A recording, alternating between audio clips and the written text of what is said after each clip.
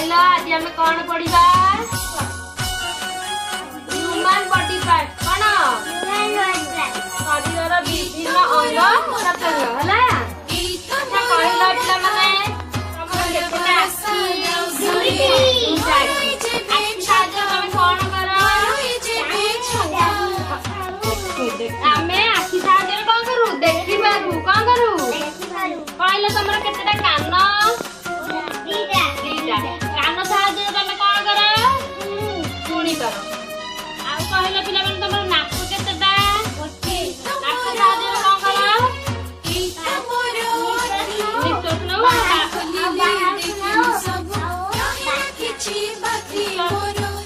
ନିଶ୍ୱାସ ନଉ ଆଉ ବାସ୍ନା ଶୁଙ୍ଘିପାରୁ। ଆଉ କହିଲ ପିଲାମାନେ ତମର ପାଟି କେତେଟା? ପାଟି ସାହାଯ୍ୟରେ ତମେ କଣ କର? କହିଲ ପିଲା ତମର ଦାନ୍ତ କେତେଟା? 32ଟା। କେତେଟା? ଦାନ୍ତ ସାହାଯ୍ୟରେ ଆମେ କଣ କରୁ? ଚୋବାଉ। ଖାଦ୍ୟକୁ ଚୋବାଉ। କହିଲ ପିଲାମାନେ ଆମର ଆଙ୍ଗୁଠି କେତେଟା? ହାତ ଆଙ୍ଗୁଠି କେତେଟା କହିଲ? 10ଟା। ଏଥିରେ 5ଟା, ଏଥିରେ 5। କେତେଟା ହେଲା? 10। ଆମର କେତେଟା ଆଙ୍ଗୁଠି? ଜିଭ କେତେଟା କୁହ? ଜିଭ ସାହାଯ୍ୟରେ ଆମେ କଣ କରୁ? ସ୍ୱାଦ ବାରୁ। ଆଉ କଣ କରୁ? କଥା କହିପାରୁ। କଣ କରୁ? କଥା କହିପାରୁ। ଆମ ପେଟ କହିଲା ପିଲା ପେଟ କେତେଟା? ପେଟ ଖାଦ୍ୟ କଣ ହୁଏ? କହିଲ ପିଲା ତୁମର ହାତ ଗୋଟିଏ ହାତରେ କେତେଟା ଆଙ୍ଗୁଠି ଅଛି? 10ଟା। ଗୋଟିଏ ହାତରେ କେତେଟା ଆଙ୍ଗୁଠି ଅଛି? 5ଟା। କହିଲ ଦାନ୍ତ ଘଷିବା ସହିତ ଜିଭ ଖେଳ କାହିଁକି? ଆମେ ଦାନ୍ତ ଘଷିଲା ବେଳେ କଣ ପାଇଁ ଜିଭକୁ ସଫା କରୁ? କଣ ପାଇଁ? ଜିଭରେ ଲାଗିଥିବା ମଇଳା ସଫା କରିବାରୁ ଆମେ ଏଇ ଦେଖିଲ ଏ ଚିତ୍ର ସବୁ ଦେଖିପାରୁଛ?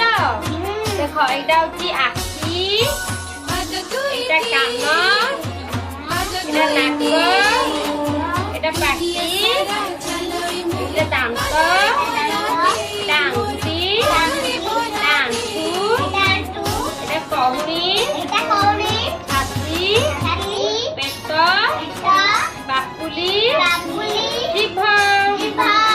ହେଲା? ଜାଣିପାରିଲ? ଜାଣିପାରିଲ କି? ଜାଣିପାରିଲ। ଏଥର ତ ତମକୁ କେତେଟା ପ୍ରଶ୍ନ ପଚାରୁଛି ତମେ କହିବ ହେଲା? ଆଚ୍ଛା ଆପଣ କହିଲ ଆମେ ଆଖି ସାହାଯ୍ୟରେ କଣ କରିପାରୁ? କୁହ ଏଥରକ ଆଖି ସାହାଯ୍ୟରେ କଣ କରିପାରୁ? ଦେଖିପାରୁ। କଣ କରୁ? ଆମେ ଆଖି ସାହାଯ୍ୟରେ ଦେଖିପାରୁ। ଗୁଗୁ କୁହ ପାରୁ। ଶୁଙ୍ଘିପାରୁ। କଣ କରିପାରୁ? ଶୁଙ୍ଘିପାରୁ। ଅନନ୍ୟା କୁହ କାନ ସାହାଯ୍ୟରେ ଆମେ କଣ କରିପାରୁ? ତାହେଲେ ଆମେ କଣ ଜାଣିଲେ? କାନ ସାହାଯ୍ୟରେ ଆମେ କଣ କରିପାରୁ? କାନ ସାହାଯ୍ୟରେ ଆମେ ଶୁଣିପାରୁ। ବୁଝିପାରିଲ? କହିଲ ପିଲେ ତୁମ ପାଟିରେ କି କାମ କର? ତୁମେ ପାଟିରେ କି କାମ କର? ଆମେ ପାଟି ସାହାଯ୍ୟରେ କଣ କରୁ?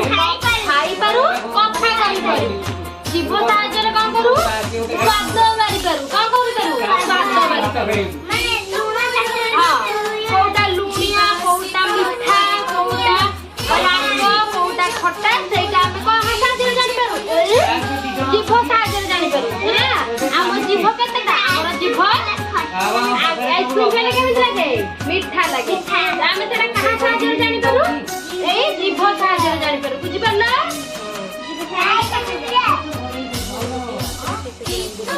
ଆମର ହାତରେ କେତେଟା ଆଙ୍ଗୁଠି ଅଛି? ଗୋଟିଏ ହାତରେ 5ଟା ଆଙ୍ଗୁଠି।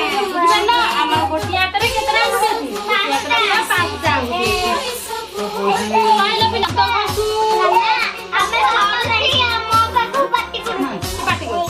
ଆମେ ସକାଳୁ ଉଠି କଣ ପାଇଁ ଦାନ୍ତ ଘଷୁ? କହିଲ ପିଲାମାନେ ସକାଳୁ ଉଠି ଆମେ ଦାନ୍ତ ଘଷୁ କାରଣ ରାତିରେ ଯୋଉ ଆମେ ସବୁ ଖାଦ୍ୟ ଖାଇଥିବା ତାର ମଇଳାଟା ଆମର ଏଇ ଦାନ୍ତ ଗୁଡାକରେ ସବୁ ଲାଗିକି ଥାଏ। ସେଥିପାଇଁ ସକାଳୁ ଉଠି ଆମେ କଣ ଦାନ୍ତ ଘଷିଦେଲେ କଣ ହବ ନା ସେ ମଇଳା ଗୁଡାକ ଆମର ସବୁ ସଫା ହେଇଯିବ। ଆମ ଦାନ୍ତ ସୁନ୍ଦର ଦେଖାଯିବ। ଆଉ କଣ? ଆଉ ଗନ୍ଧ ହବନି ହବନି ଗନ୍ଧ ହବନି ହେଲା ଆଉ ପକୁଡି ଖାଇବେନି। ପକୋଡି ଖାଇବାକୁ ଯୋଉ ଖାଦ୍ୟ ସବୁ ଖାଉଛେ ତାକୁ ଖାଇସାରିଲା ପରେ ସେ ଆମର କୋଉଠିକି ଯାଉଛି ପେଟ ଖାଉଛେ ତାହେଲେ ସେଇଟା ଆମର କୋଉଠିକି ଯାଉଛି ସେଇଟା ଆମର ପେଟ ତାହେଲେ ଜାଣିପାରିଲେ କି ଆମେ ଆମ ଶରୀରର ବିଭିନ୍ନ ଅଙ୍ଗ